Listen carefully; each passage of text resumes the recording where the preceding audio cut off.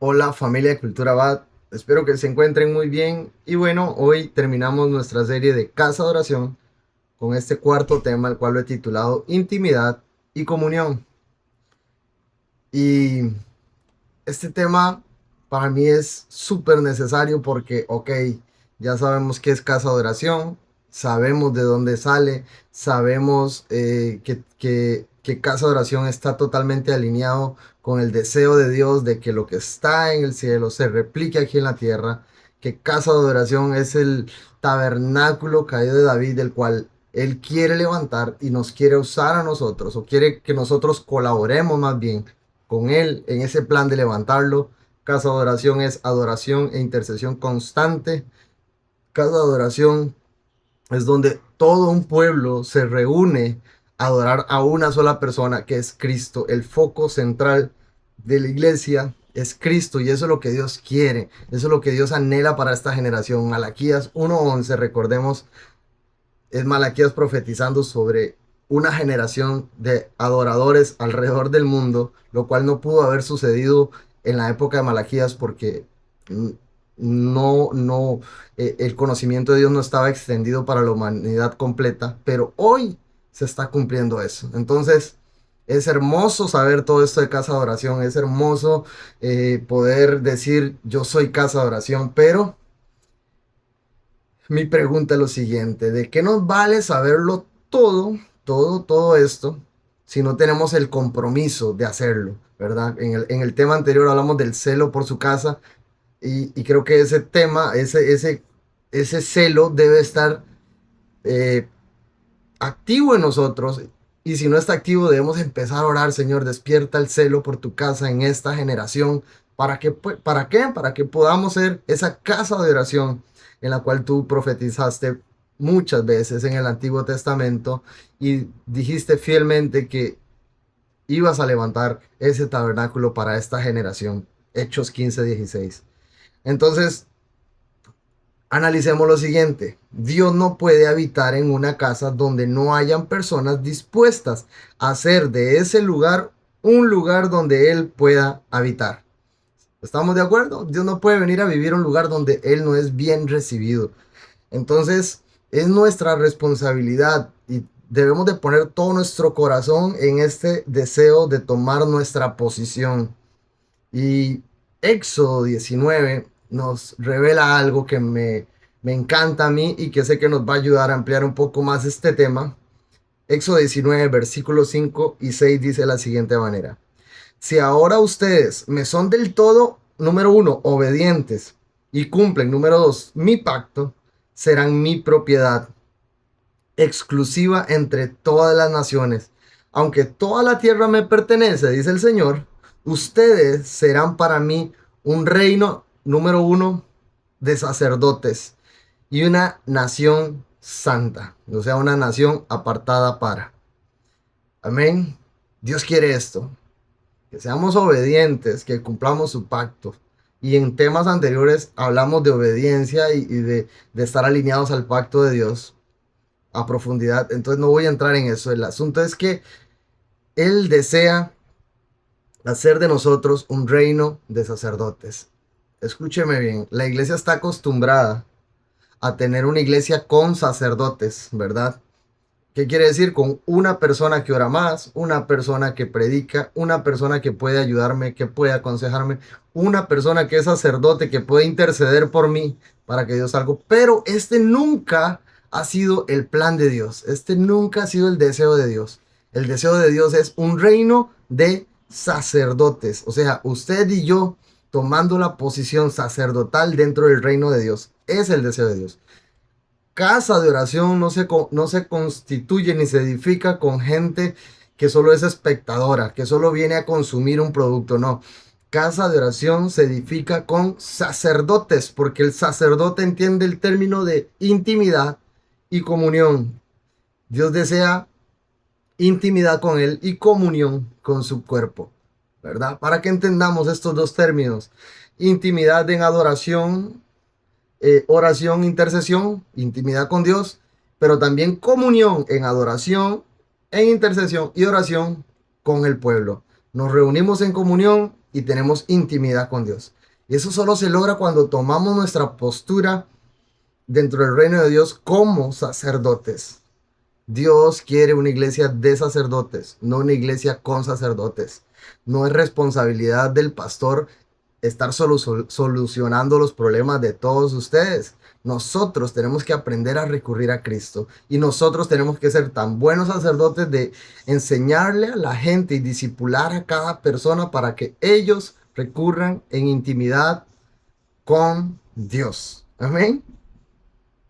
O sea, entendamos, ser sacerdote no es una posición en un ministerio, es una vida rendida en intimidad con el Padre y comunión con su pueblo. Apocalipsis 5, versículo 9 y versículo 10 dice, y entonaban este nuevo cántico, digno eres de recibir el rollo escrito y de romper sus sellos, porque fuiste sacrificado y con tu sangre compraste para Dios gente de toda tribu, lengua, pueblo y nación. Ojo, de ellos hiciste un reino, los hiciste sacerdotes al servicio de nuestro Dios y reinarán sobre toda la tierra. ¿Estamos de acuerdo? Gracias al sacrificio de Cristo, Él compró para Dios gente de toda tribu, lengua, pueblo y nación. Eso nos incluye a nosotros. Y hizo de ellos, de todas estas naciones, de todos estos pueblos, de todas estas tribus, hizo un reino de sacerdotes. Más clarito imposible.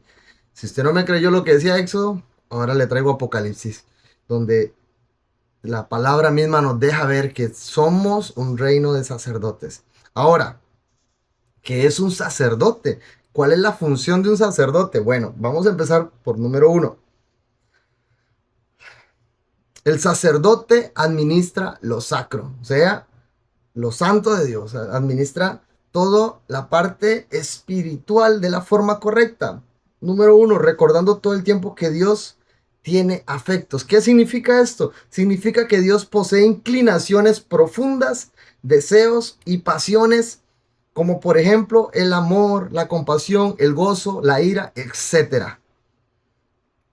A diferencia de los afectos humanos, los de Dios son perfectos, justos y constantes. Un sacerdote está pendiente de que los deseos profundos y las pasiones de Dios estén constantemente en su propia vida. El sacerdote se alinea a los afectos de Dios. Tal vez nosotros tenemos un concepto de un Dios que está muerto o de un Dios que no percibe, que no tiene planes, que Él simplemente mandó a Jesús a morir y que resucitara y estuviera en el cielo y que ahora nosotros fundáramos una religión. No, Dios no es ese Dios. Si usted tenía un concepto tan pequeño de Dios, déjeme decirle que toda la vida has vivido en una religión. Dios tiene afectos y Dios necesita que sus sacerdotes se alineen a sus afectos y que muramos a los nuestros. ¿Cuáles son tus pasiones? ¿Cuáles son tus deseos más profundos? ¿Cuáles son tus inclinaciones hacia lo que tú priorizas o hacia lo que tú quieres? Dios quiere que mueras a eso y que empieces a alinear tu vida a sus afectos. Y esto solo se logra exponiéndose a la gloria de Dios. Cuando nos exponemos a su gloria, algo de nosotros tiene que morir. Aquí hago paréntesis, porque hay mucha gente que va a una reunión, a un culto o a un evento cristiano y dice, había una gloria increíble. Mi pregunta no es que tú me digas cuánta gloria hubo en tu servicio, en los servicios a los que vas, o a los cultos, o a los eventos, o a los conciertos. Mi pregunta es, ¿qué está muriendo de ti cuando te expones a esa gloria? Si no muere algo de ti, déjame decirte, mi querido, que me escuchas, no está pasando nada. Esa gloria que sientes es pura emoción. Porque cuando nos exponemos a la gloria de Dios, tenemos que morir a algo. Y normalmente lo que muere es mis afectos personales y empiezan a incorporarse en mi vida los afectos de Dios. O sea, en pocas palabras, esto no es un asunto de emoción, sino de compromiso. Porque cuando la emoción se acabe, debemos de estar lo suficientemente comprometidos con el reino de Dios para seguir avanzando. Ahí está la respuesta ante las personas que empiezan bien y se bajan del tren a medio camino. Es porque probablemente fueron gobernados por sus emociones mucho tiempo. Pero cuando estás expuesto a emoción, emoción, emoción, emoción, solo te está llenando a ti mismo de tus propios afectos y nada de los verdaderos afectos de Dios. Ahora, es necesario que recapacitemos, tomemos nuestra vida sacerdotal, intimidad y comunión. Por eso, para llevar este análisis más profundo, quiero regalarte tres señales de que hemos abandonado la vida sacerdotal. Número 1, vivimos sin temor de Dios. Número 2, buscamos aprobación de los hombres. Número 3, tenemos una vida de intimidad con Dios. No tenemos una vida de intimidad con Dios, ni mucho menos comunión con su pueblo. Recordemos, Dios en sus afectos desea una iglesia sacerdotal con adoración sacerdotal. O sea, un lugar donde se levanta un altar en el que todos nos reunimos ante la audiencia de solo uno, Cristo. Cuando usted va a la iglesia, porque la música suena bien, porque el pastor predica bien, porque voy con un amigo y ese amigo me cae bien, voy a acompañarlo. Cuando usted va a la iglesia solo a pedirle algo a Dios o porque tiene un problema y necesita que Dios le haga un milagro, déjeme decirle que usted no conoce la vida sacerdotal. Usted nunca ha ido realmente por Dios. Usted ha ido solo por sus propios afectos. Porque una vida sacerdotal se enfoca en esto. Es Dios el centro de mi vida, es Dios el que tiene el primer lugar y por lo tanto anhelo más sus afectos en mi corazón que mis propios afectos. Ahora, entendamos, el sacerdote no es un consumidor de un producto, el sacerdote es un anfitrión de su presencia. ¿Qué quiere decir esto? Que esta es una persona que da justamente lo que Dios quiere recibir. El sacerdote sabe honrar a Dios. Le hago la pregunta, ¿usted sabe honrar a Dios? ¿Sabe qué es lo que Dios quiere? No lo que Dios quiere para su vida, lo que Dios quiere para su pueblo. ¿Qué es lo que Dios quiere en su plan? ¿Qué es lo que Dios, cuál es el propósito del evangelio completo para la humanidad? ¿Usted entiende eso? Porque un anfitrión de su presencia, que es un sacerdote, sabe honrar a Dios, sabe darle a Dios lo que Dios quiere recibir. No es lo mismo que usted le nazca darle algo a Dios y usted en su imaginación crea que eso le está agradando a Dios solo porque usted piensa que eso le va a agradar. No, darle a Dios lo que Él quiere recibir es alinearnos a sus afectos. Y lo repito muchas veces para que no se nos olvide. Es buscar, Señor, cuál es tu voluntad, qué es lo que tú quieres que te dé. Porque a veces hacemos cosas para Dios y creemos que Dios es como nosotros, ¿verdad? Que nos conformamos con lo que nos den solo que porque la intención contaba. No, en Dios la intención no es lo que cuenta. Es la alineación de su corazón con el nuestro, del nuestro con el de Él. Dios quiere, ya estableció un plan y una norma de lo que espera de su pueblo, de lo que quiere de su pueblo. ¿Por qué? Porque sus pensamientos son más grandes que los nuestros. No pensemos que Dios es un manipulador o que Dios es solo lo que Él dice. Pues sí, es lo que Él dice porque es lo mejor. Nuestra mente humana no tiene la capacidad de satisfacer bajo nuestros propios afectos lo que realmente Dios sí quiere hacer o necesita. ¿Estamos de acuerdo? Muchas veces pensamos más en lo que queremos ofrecer que en lo que Dios quiere recibir. Y la pregunta entonces es, ¿qué es lo que Dios quiere recibir? Hay tres cosas. Número uno, recordemos que el plan de Dios de Génesis, Apocalipsis con la tierra es el de querer habitar con nosotros. Entonces, ¿qué quiere Dios? ¿Qué quiere Dios recibir? Un lugar donde pueda habitar. Número dos, Dios puede visitar lugares, pero solo se queda donde hay buenos anfitriones. ¿Qué quiere Dios? Que seamos sacerdotes y seamos santos, apartados para Él. ¿Estamos de acuerdo? Número 3. El sacerdote está más interesado por el deseo de Dios que sus propios deseos. Entonces, ¿qué quiere Dios? Gente con la responsabilidad sacerdotal, con el corazón conforme al de Él. Él quiere gente que ame lo que Él ame y que odie lo que Él odia. O sea, un buen sacerdote toma su responsabilidad. ¿Estamos de acuerdo? Estas son las tres cosas. ¿Qué quiere recibir Dios? Es tan sencillo. Eh, de Génesis a Apocalipsis siempre ha querido habitar entre nosotros. Entonces Dios quiere un lugar donde venir a habitar. ¿Qué quiere recibir Dios? Dios quiere buenos anfitriones. Dios quiere gente santa, gente que toma su responsabilidad sacerdotal. Y número tres, ¿qué quiere Dios? Dios está interesado eh, porque su deseo está en sus sacerdotes. Entonces Dios quiere gente conforme a su corazón, gente alineada a sus afectos. Leamos Génesis capítulo 2, versículo 15. Dice de la siguiente manera. Tomó pues Jehová Dios al hombre y lo puso en el huerto del Edén para dos cosas. Labrar. Voy a leerlo de nuevo porque ya me enredé. Génesis 2:15. Tomó pues Jehová al hombre y lo puso en el huerto de Edén para que lo labrara y lo guardase. Aquí hay dos palabras que quiero enfocarlas y desarrollarlas un poco para que entendamos bien, ¿verdad? La función sacerdotal.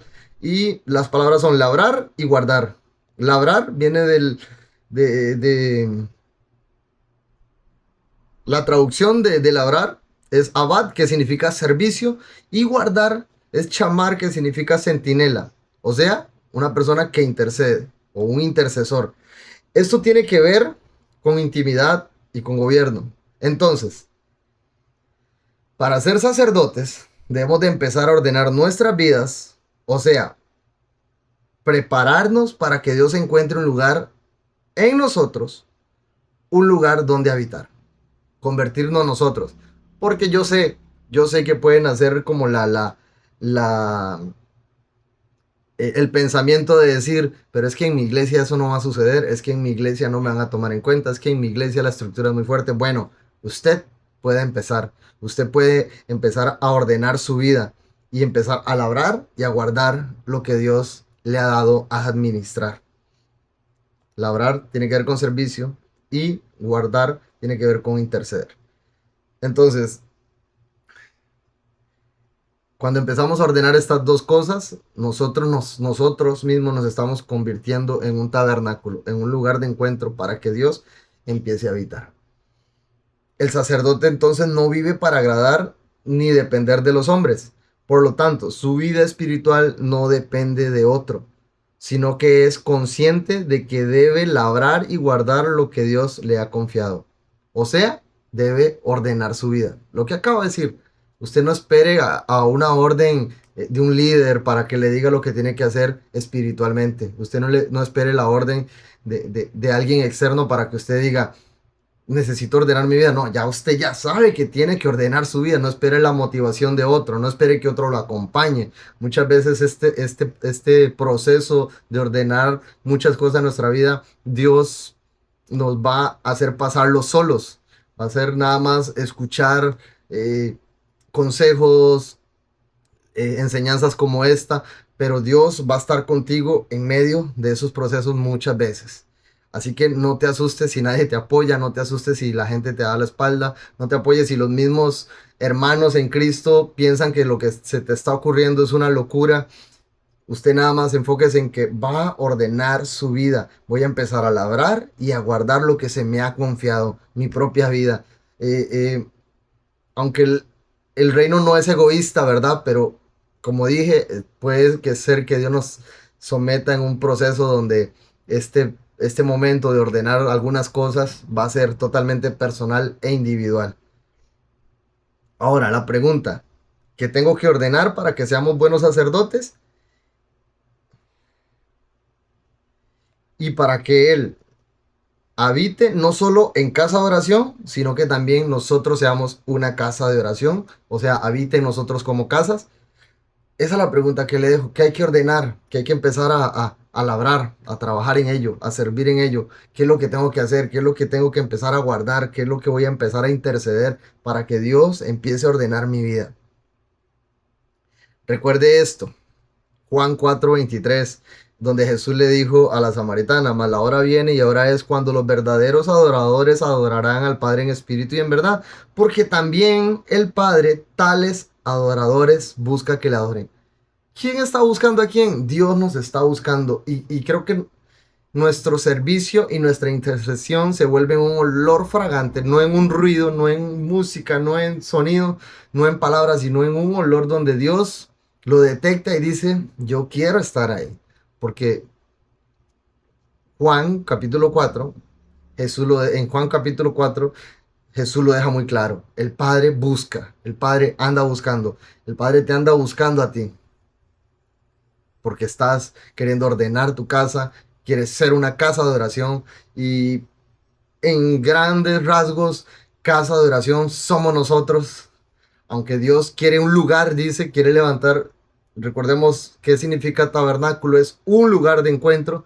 Dios quiere que ese lugar de encuentro seamos nosotros siendo casa de oración y como comunidad en comunión haciendo casa de oración para el Señor. ¿Me doy a entender? O sea, para terminar, solo recuerda esto, Dios está buscando en toda la tierra sacerdotes, o sea, anfitriones de su presencia, personas comunes y corrientes, pero que arden para que Dios, arden en su corazón para que Dios habite entre nosotros. Eso sería la conclusión de toda la serie Casa de Oración. Y leo el versículo con el que empecé, lo quiero leer para finalizar. Salmo 132 del 1 al 5 para que lo anotes y lo pongas en un lugar visible o lo pongas en tus notas o lo pongas en tus estados y que vivas recordándoles y vivas predicando a la gente esto. Quiero terminarlo de esta manera, recordando lo que se dijo de David. Acuérdate, Jehová, de David y de toda su aflicción, de cómo juró a Jehová y prometió al fuerte de Jacob. No entraré en la morada de mi casa, ni subiré sobre el lecho de mi estrado. No daré sueño a mis ojos, ni a mis párpados adormecimiento, hasta que halle un lugar para Jehová, morada para el fuerte de Jacob.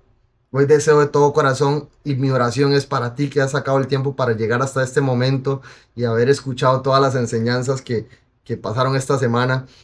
Mi oración es que en ti se encienda el celo por su casa, en ti hay un deseo de ser un sacerdote, de ser un anfitrión de su presencia, de ser una persona que constantemente está buscando los afectos de Dios, se enamora de los afectos de Dios y que como David puedas decir, no voy a descansar hasta que haya un lugar para que la presencia de Dios habite, una morada donde Él pueda descansar para siempre. Amén. Que el Señor te bendiga en gran manera y muchísimas gracias por ser parte de esta serie. No olvides compartirla, darle like, comentar y si lo estás escuchando por WhatsApp, compartirlo con tus amigos, familiares, con tu iglesia, porque sé que va a bendecir a muchos. Nos vemos en la próxima.